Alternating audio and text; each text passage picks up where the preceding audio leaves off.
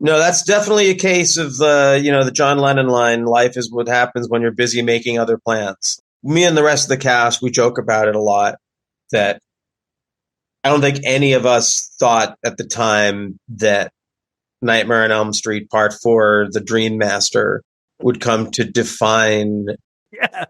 our lives in a big way. But it has. And I think we've all sort of had, I think we're all different. But I think that in general, for most of us, there's been sort of a growth of the relationship with it. Like first, I think we all at some point were like, oh, come on, I'm not just the guy. I don't want to be Troy McClure from The Simpsons. Like, hi, I'm Andras Jones. You might know me from Nightmare on Elm Street, The Dream Master. And that's a very sort of like self-imagey kind of way of looking at it. But then if you do a bunch of cons, and there's obviously a financial incentive in going there, you make money doing it. But you also go to ones where you don't make money, or where you don't make really enough to justify the amount of effort that it takes to go someplace and sit someplace and be embarrassed with no one coming to your table. But what you come to realize pretty quickly is that there's a real heart value in meeting the people who have this profound experience with something maybe you didn't think was so profound. I've had so many people come up to my table, strong, healthy men who are like, I started doing, do you do martial arts? You do, because I started doing martial arts because of Rick. And now I'm like, and you could tell they're like, their lives are good. It's like, I can't argue with, like, first of all, I have to disappoint them and be like, yeah, I never really did martial arts.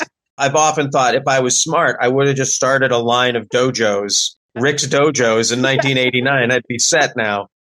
But no, I followed my heart instead of the crass commercialism. But there is that, you get that impact of like, okay, well, this character, not me, this character of Rick had a profound effect on a lot of different people. That's the power of a popular film and all of that. And so that becomes the experience of it is deepened. And then there's just the family aspect of this cast of people who we were all thrown together when we were very young.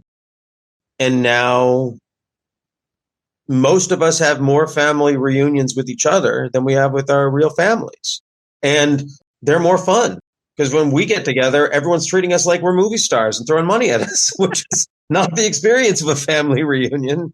And so it has become a really powerful and deep life experience, my relationship with Nightmare. And also my father was a dream psychologist. Yeah. And I grew up in a house where dreams were what we talked about a lot. And my dad, I lost him pretty close after Nightmare on Elm Street. So in a weird way, my relationship with Nightmare on Elm Street has been sort of side door connection to my father and his legacy. None of this is anything that I could have planned for when I was auditioning for the film, when I got the film, when it came out. None of those things. It all seemed like it didn't really matter that much at the time.